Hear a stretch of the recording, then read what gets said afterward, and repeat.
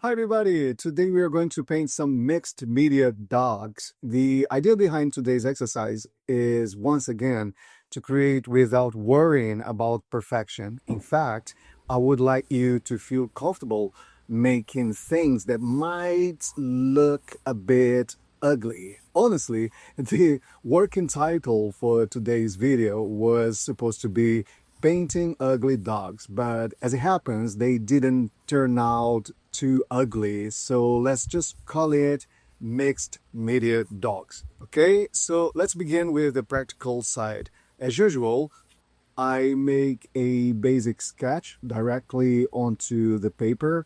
And of course, you can use a reference if you wish. But once the sketch is ready, I start painting. I am creating a base with acrylics as they dry quickly and provide good coverage over dark paper.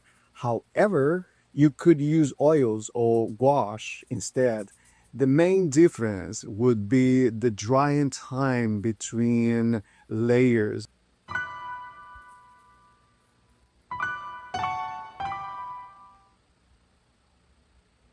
The surface here, I'm using black paper. It is A2 size and it is 320 GSM, so it's very thick. It's a cool black with a subtle blue undertone. For the way I work and the pace I like to keep, acrylics are ideal. By the time I finish the first layer, it's dry enough for the second. And by the time the second layer is done, I can already begin adding my next medium. In this case is oil pastels. And this is the beauty of working this way, okay?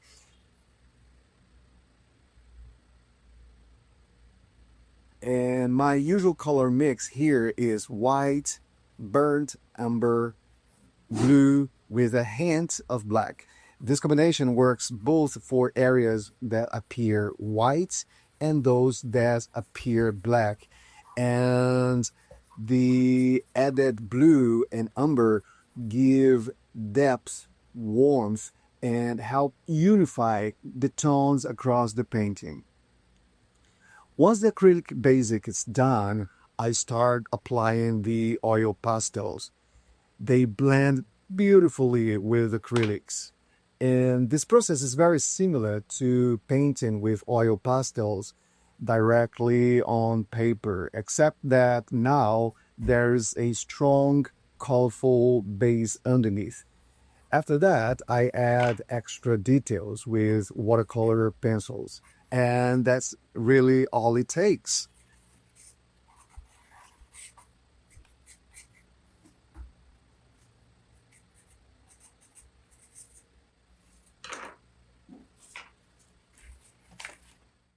If you find portraits difficult, whether you're working with people or animals or anything else, I want you to embrace where you are right now with your skills.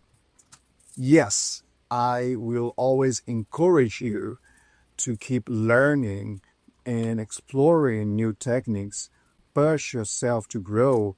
Learn to master the materials you enjoyed most, to stay curious and also adventurous, taking risks and learning with your occasional mistakes. And this is why I recommend making a series.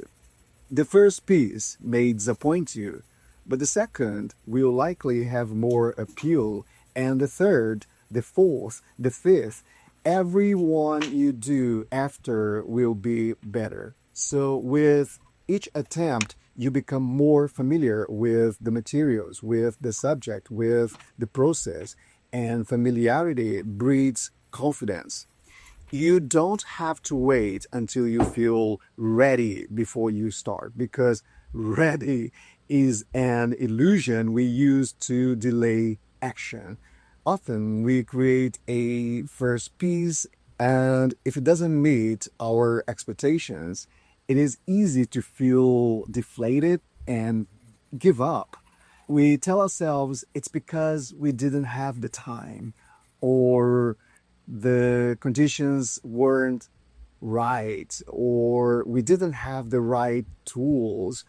But the truth is, sometimes we give up simply because it's easier than pushing through discomfort. When we genuinely want something, we find ways to make it happen. When we don't, we find excuses. How many times you overlooked something just because it wasn't exactly how you envisioned? So if a particular thing or even a person is not at least 97.8% of what you envisioned, then it is not worth it and you simply let it go. How many good things you have let go, not because they weren't or aren't good, but just because they didn't match your own definition of good.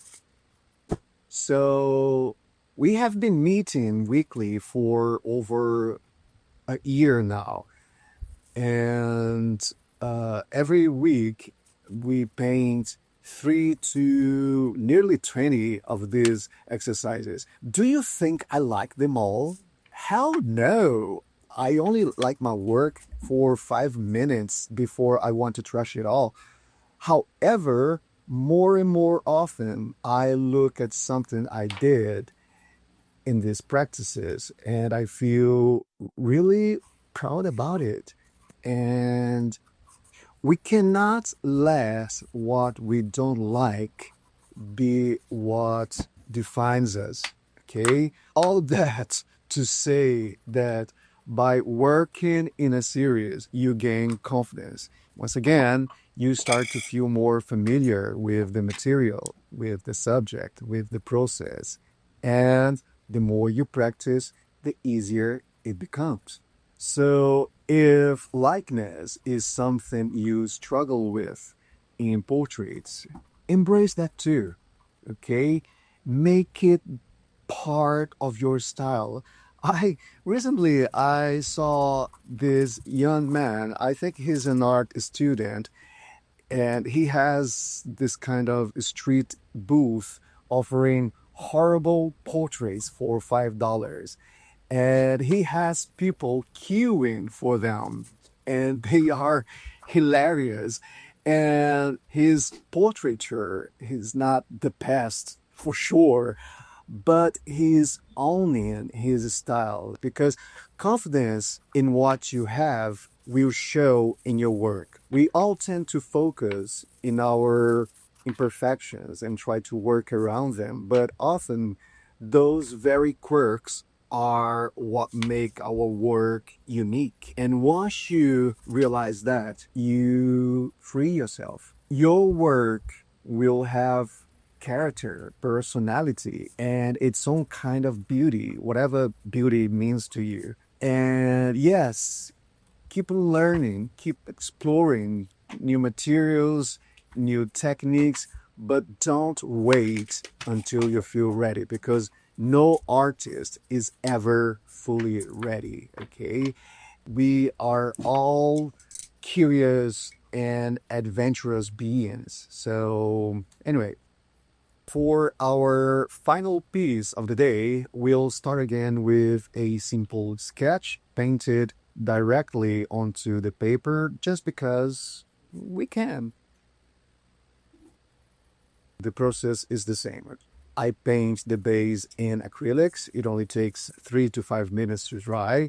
Sometimes I add a second layer just to intensify the color in certain areas. Then I apply the oil pastels. And finally, I finish with some small details with watercolor pencil.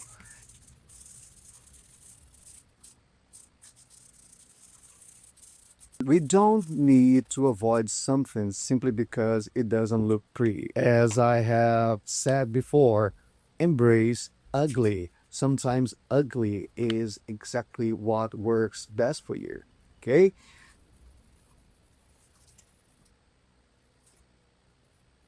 I have mentioned in previous videos why I work mostly with paper. It's because we've been making quite a lot of pieces every week, and storing canvases would require a warehouse, while paper is simply more practical. But you can absolutely use any of the styles or techniques that we've been working uh, in these practices on canvas. Okay.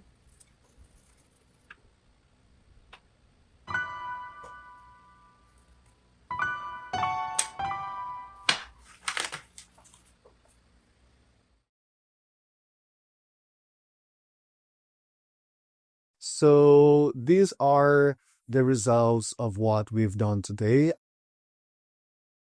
I hope you've learned something new today and that these will give you some inspiration for your own mixed media projects. Okay.